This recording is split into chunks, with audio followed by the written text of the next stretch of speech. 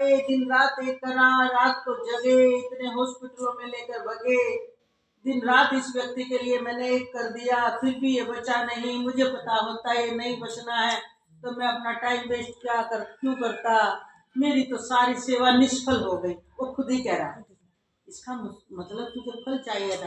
अरे निष्फल कुछ भी नहीं होता, तेरी सेवा का फल फिर भी मिलेगा तुझे।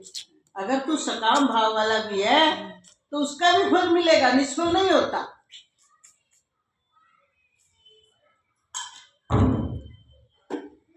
पर निष्काम भाव वाला व्यक्ति दुख को प्राप्त नहीं होता। ये हर विषय में लगा लेनी चाहिए। एक छोटा सा उदाहरण हमने इसलिए दिया है कि निष्काम भाव को प्राप्त व्यक्ति हर क्रिया में, हर कर्म में अपने ईश्वर को देखता है और जैसा उसका उस काल में ड्यूटी होती है वो पूरे तन्मय से सेवा करता है, अपने कर्तव्य का पालन करता है और उसका फल कैसा आएगा वो उसके विषय में नहीं सोचता है। फल तो जब बंधोगे जब आपने वहां अपनी इच्छा बांध दी, आपने ठीक ठीक समय पर ठीक ठीक निर्णय लिए, फिर आप क्यों दुखी हो गए। तो इसलिए निष्काम और सकाम सेवा का फल सामने होता है। भगवान ने गीता जी में कही तो ये बात है, कर्म करने में तेरा अधिकार है, फल में नहीं। तो निष्काम सेवा करने वाला कभी फल से नहीं बंधता, उसे चाहिए नहीं, उसका कर्तव्य जो है ठीक समय पर सेवा करता है। और हम सब इस सृष्टि में, पूरी सृष्टि में जिसका भी जन्म हो रहा है वो सेवा ही कर रहा है एक दूसरे की। वो एक अलग बात है, कोई मोह में बंध कर रहा है। बताओ, माता पिता ने अपनी संतान को जन्म दे दिया, अब पहले गर्भ में रखना, फिर उसको पैदा करना, फिर उसका पालन करना, ये सेवा नहीं तो क्या है।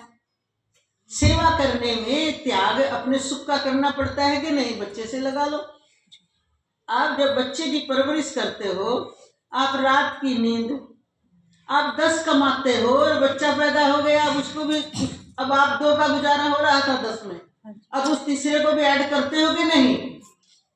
अपनी खर्ची में त्याग करते हो कि नहीं। तो सेवा हमेशा त्याग से ही होती है। अब रही बात कि मैंने तो सकाम भाव से पैदा किया था, अब मैं एक बच्चा पैदा कर लूं, अब बूढ़ा होऊंगा जब मेरी सेवा करेगा, और आपने इसी भावना से उसका पूरी जिंदगी सेवा कर दी, उसको बड़ा कर दिया और फल आ गया विपरीत। अब विपरीत फल आने से जैसा सोच के आपने परवरिश की थी, जैसे आपने सारा त्याग किया, दिन रात एक किया, हर माता पिता करते हैं, आराम से कहाँ बच्चे पलते हैं किसी के, तो वो फल नहीं आया। तो सकाम कर्मी अब क्या करता है? जो सेवा में मेहनत थी वो तो थी, अब दुखी हो रहा है। तो सकाम कर्म का फल क्या आया? प्रैक्टिकल देख लो ना, आप स्वर्ग की बात क्यों करते हो? इसी मृत्यु लोक में देख लो ना, अब दुखी होगा कि सुखी होगा? फिर भी देखो, दुखी कोई रह नहीं सकता, फिर अपने को कोई पॉइंट देगा, मेरे कर्म का फल है, देगा ना, कोई बात नहीं, मेरा बेटा ही तो है, बुरा उठ गया कोई बात नहीं, क्या पता फिर बुद्धि आ जाए इसमें, चलो बेटा तो है ना मेरा, मुझे इतनी ही तसल्ली है कि मेरा बेटा है। लास्ट निर्णय क्या निकला? फिर तसल्ली देनी पड़ी ना। दुखी रहकर तो जीवन किसी का व्यतीत नहीं होता ना, तो आप पहले ही भाव ही शुद्ध बना लेते। हमने बच्चा पैदा किया, सच बताओ, कौन आकर के सपने में या किसी प्रार्थना करता मुझे जन्म दे दे, मैं तेरी सेवा करूंगा? यहाँ सिर्फ स्वतंत्र निर्णय, और इस स्वतंत्र निर्णय में चाहे कोई भी आपने पॉइंट रखा, पिता बनने की वासना है, कुछ तो बनने की वासना आपने रखी है ना, माता पिता बनने की, घर में गृहस्थी भांज न रहने की, ना जाने कितनी कोई भी वासना अपने अंदर में पैदा करके तभी आपने कर्म को आगे बढ़ाया ना। और उस कर्म में आपने पूरी जी तोड़ मेहनत करी, और उस मेहनत का फल अगर मान लो जैसा आपने चाहा वैसा नहीं आया तो हर इंसान को अपने चाहत अनुसार फल कहाँ मिलता है? वहाँ कर्म और प्रारब्ध भी तो साथ में मिलकर के सामने आएगा ना। इसीलिए कर्म प्रधान तो है ये जीव, लेकिन पूरा 100% नहीं, प्रारब्ध भी मिलता है साथ में। क्या पता ऐसा ही पाप आपने किया हो और वो जीव आत्मा जो आपने जन्म दिया है वो आपका हिसाब किताब चुकाने के लिए बनकर पुत्र आ गया आपका। अब आपसे पूरी परवरिश पूरी मेहनत करा ली, अब आपको बुढ़ापे में डंडे से पीट रहा है। ऐसा भी हो सकता है। और हो सकता है आपको आंखों पे पलकों में बिठाए फिर रहा है, ऐसा भी हो सकता है। और ऐसा भी हो सकता है कि सामान्य आपके बुढ़ापे के हिसाब से रोटी पानी का हिसाब कर रहा है, ऐसा भी हो सकता है। और ऐसा भी हो सकता है कि आपकी जरूरत के अनुसार चाहे आपकी शारीरिक सेवा है वो भी कर देता है, ऐसा भी हो सकता है। कुछ भी हो सकता है ना। तो ये आप तो चाहते यही थे ना कि मुझे पलकों पे बिठाए बुढ़ापे में, पर कामना ही गलत थी। इसलिए भगवान बार बार कहते हैं निष्काम कर्म योग, निष्काम कर्म योग। तू निष्कामी हो जा, निष्कामी हो जा। निष्कामी का फायदा बताएं क्या होगा? मान लो ये चारों फल तो निष्कामी के सामने भी आएंगे, चारों ही प्रकार के, पर निष्कामी को दुख नहीं देंगे। अगर वो बुरा भी उठ गया आपकी संतान, तो निष्कामी का दृढ़ निश्चय होगा मैंने किसी काम भावना से किया ही नहीं। उस समय कोई वृत्ति पूरी बच्चा पैदा कर लिया, अपनी तरफ से पूरी ड्यूटी दे दी, अब नहीं उठा तो सब अपने अपने कर्म का फेल। ये भी तो जीवात्मा है, कौन किसका पिता, कौन किसका पुत्र, कौन किसके माता, कौन किसकी, कुछ नहीं। वो क्योंकि वो पहले निष्काम था तो उसे उनको अकेले वो जी रहे हैं ना, और आपको कुछ नहीं दे रहे, वो उसमें भी सुख मानो। निष्काम का फल मूल में ही अमृत होता है और सकाम का फल मूल में ही विष होता है। इसलिए सकाम कामनाएं सारी विष से भरी है और निष्काम अमृत से भरा है। निष्काम कर्म से भगवत प्राप्ति है और सकाम कर्म से दुख की प्राप्ति है। इसलिए ऐसा विचार करके हमें सकाम कर्म का सहारा नहीं लेना चाहिए। इसीलिए हम हर रोज उपदेश करते हैं कि निष्काम भाव से करो, निष्काम भाव से करो, निष्काम भाव से करो।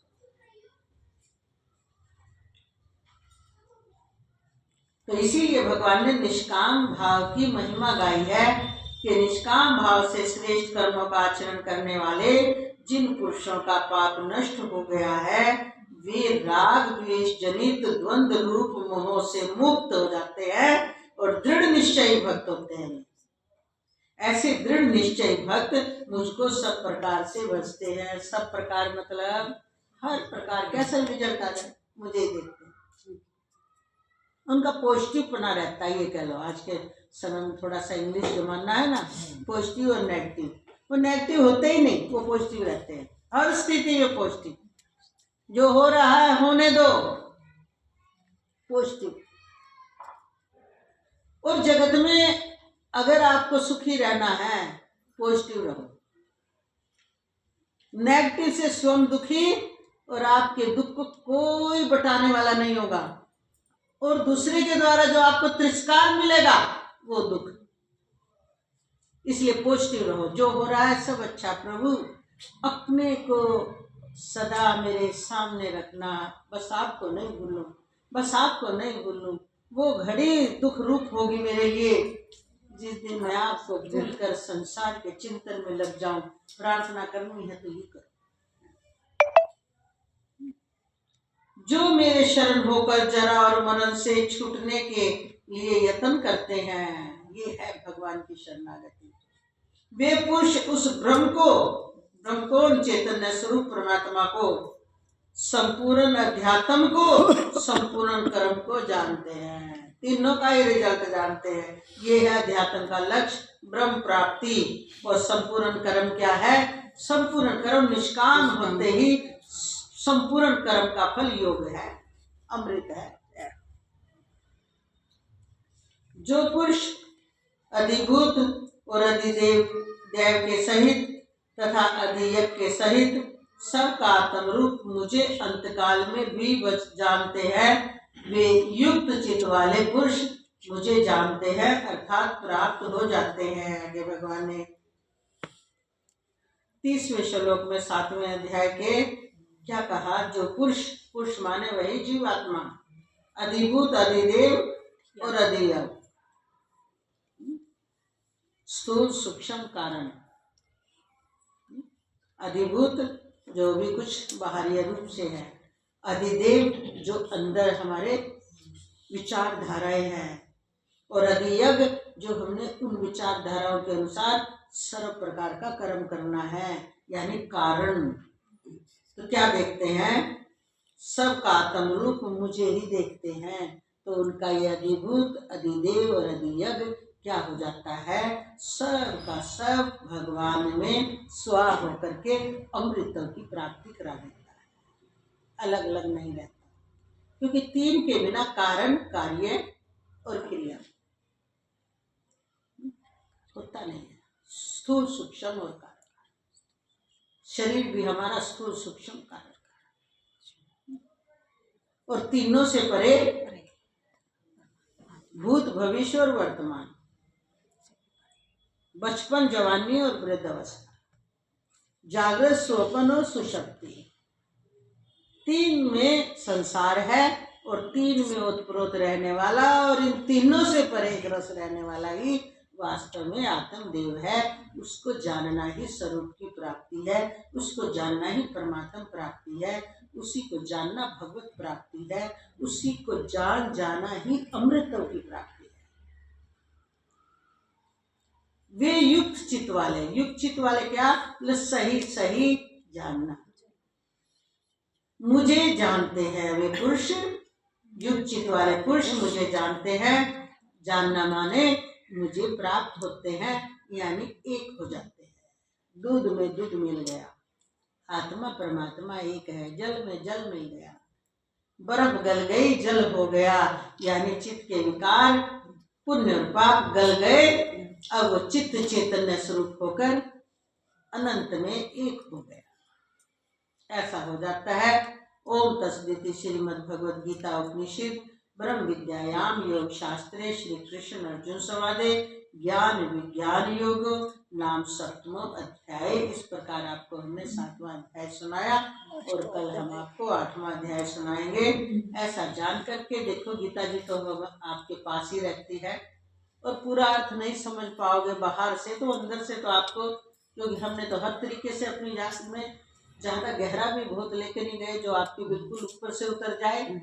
तो इतना तो आपको गीता जी पढ़ते हुए समझ आ जानी चाहिए, ताकि बुद्धि जो है अज्ञान को, जो अज्ञान से मोहित है बुद्धि, अज्ञान का मोह छोड़ दे और पूरी निर्मल होकर के प्रज्ञा बन जाए। प्रज्ञा मतलब जानने वाली, सम्यक जानने वाली, मिथ्या का त्याग कर दे तो कल्याण हो जाए। इसलिए बहुत बहुत आज आशीर्वाद, कल्याण हो जाए। बोल श्री सतगुरुदेव भगवान, बोल वृंदावन बिहारी लाल कृष्ण।